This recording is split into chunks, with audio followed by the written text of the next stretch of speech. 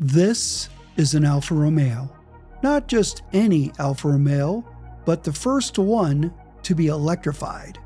In a world where the electrification of the automobile is as important as to saving the world from climate change, even a brand such as Alfa Romeo needed to be compliant in meeting that challenge. They call it Tonale. Let us tell you more about this small electrified SUV from one of Italy's famous brands. I'm Randy Stern, along with George Tarline, and this is Victory in Reseda.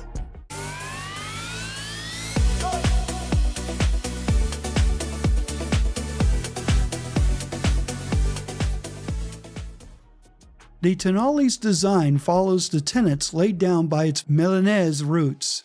The badge is undeniable.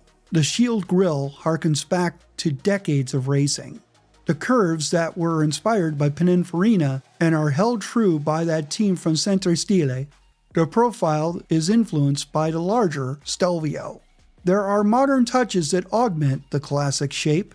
The triple bulb LED headlamps that are repeated in the back for the taillamp units. LED running lights frame these units, giving it a new signature. The 19-inch 5-hole alloy wheels were derived from recent generations of Alfa Romeos, which serves as a bridge between classic and modern elements in the exterior design. Then you step inside. The first thing you notice is the cowl above the 12.3-inch digital instrument cluster. You would think that these are classic analog dials, recording ground speed and engine revs that flicker at every move. You could still get these dials in the heritage screen. And yes, they flicker like those old instruments. That's where the classic design elements stop. Everything else is modern. Nothing wrong with that. It is the way of the world these days. The steering wheel with its ignition button right on it, the paddle shifters, and the switches and controls.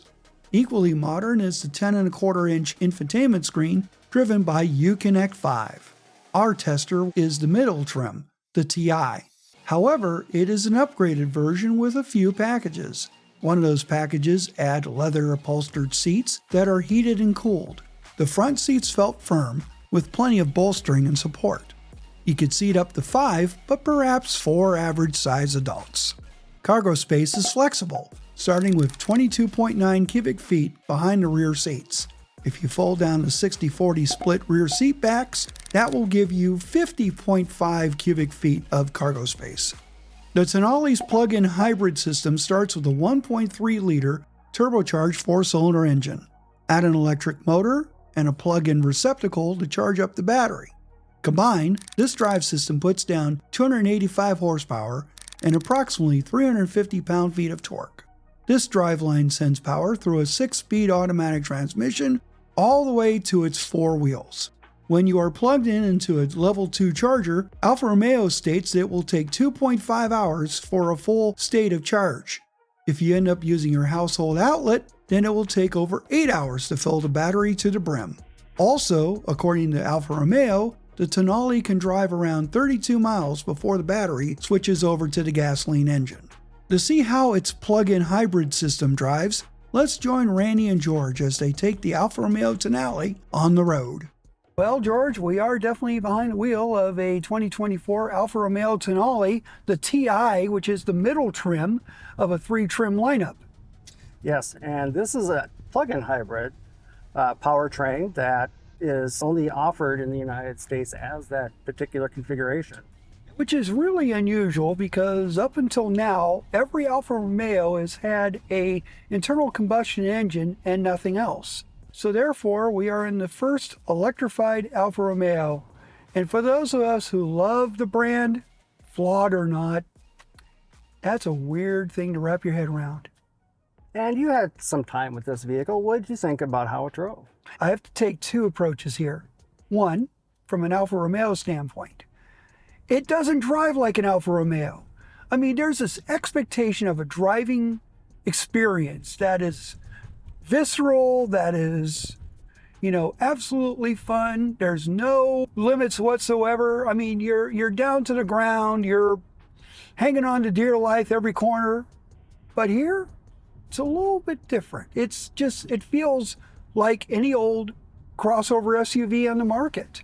Yeah, it's much more of a modernized take on a vehicle that Alfa is taking with this. Absolutely. One thing that we have to remember is that this car started out life on a platform that's already been available through Stellantis, or at the time Fiat Chrysler. I mean, they took the Compass, the Jeep Compass, which is a very popular vehicle in Italy, by the way, and they decided to take that and fix it up a little bit to make it more tunable to what people think an Alfa should be. And from a power perspective, I thought it scoots pretty good. I did a quick 0 to 60 test and it took about 5.78 seconds. So sounds like an Alfa to me. So, and honestly, ride quality is interesting. I mean, it's really smooth on the highway. Of course, you do feel the bumps, but not as much. Well dampened. Down here is a DNA switch, which changes drive modes. So it goes from dynamic to normal to A, which is kind of a combination of everything. Now, you would think that if you put in the dynamic, then it would be stiffer suspension, stiffer steering, you name it. Nope. It only ratchets up the revs on the engine. That's about it. Normal is where you really need to be, because that's where most people's driving habits are usually at when it comes to just any old crossover. The steering's okay, isn't it? Yeah, I think the handling through the steering is nicely controlled and it's very maneuverable. A little soft on the on-center, by the way. I mean, you can't really adjust it anywhere in this car, and unfortunately, I would like to be able to have the ability to do so through the DNA switch. The brakes are decent. Brakes are pretty good. Agreed. It does come to a stop well, and being it's a hybrid and you're regenerating power, you can modulate the braking and not really even notice that it's regenerating power or actually hitting the disc brakes.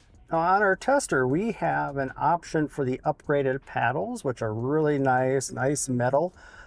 They do stick out a bit, making the turn signal a little bit of a challenge to touch sometimes. However, these do not provide the PowerShot feature that is found on the Hornet. So if you want to use the PowerShot launch control, you can find that on the Hornet, but that's not available here on the Tonale. Something I'm really appreciating with this is the nice, the Alfa feel from a little bit more luxury. I feel more luxury and premium in this compared to the Hornet. Yeah. That is a welcome thing. You're right about the luxury, because where Alfa Romeo wants to be is a luxury brand. They've been just seen as premium sport. But now Stellantis is trying to position Alfa into a luxury space. Are they close to intended competitors? They're getting there. Is this considered maybe an alternate choice to what's out there? I believe it is. There is a lot of competitors now in this small premium luxury crossover SUV space. But if you love something that stands out, that has heritage, and can make a smile on your face, don't overlook the Alfa Romeo Tonale. In our thermal imaging tests, we found the heating elements in the front seats offered good coverage across the seat bottoms, and especially strong heating for the lower to mid-back seat back regions. For the heated steering wheel, we found our tester had heating elements around the outside diameter of the wheel, however, was lacking in the mid to upper portions of the wheel. The 2024 Alfa Romeo Tonale is offered with a choice of 3 trim levels: Sprint, TI, and Veloce, starting from $42,995. Our TI tester came with a sticker price of $55,950. The 2024 Alfa Romeo Tonale is a stylish choice to set yourself apart from similar vehicles on the road. This small Italian electrified SUV has personality to stand out among the crowd. We hope you enjoyed this video. Click on the icons to like, subscribe, and to get notified of the next video to watch. Don't forget to read our great content by logging on to victoryandreseda.net. Thank you for watching.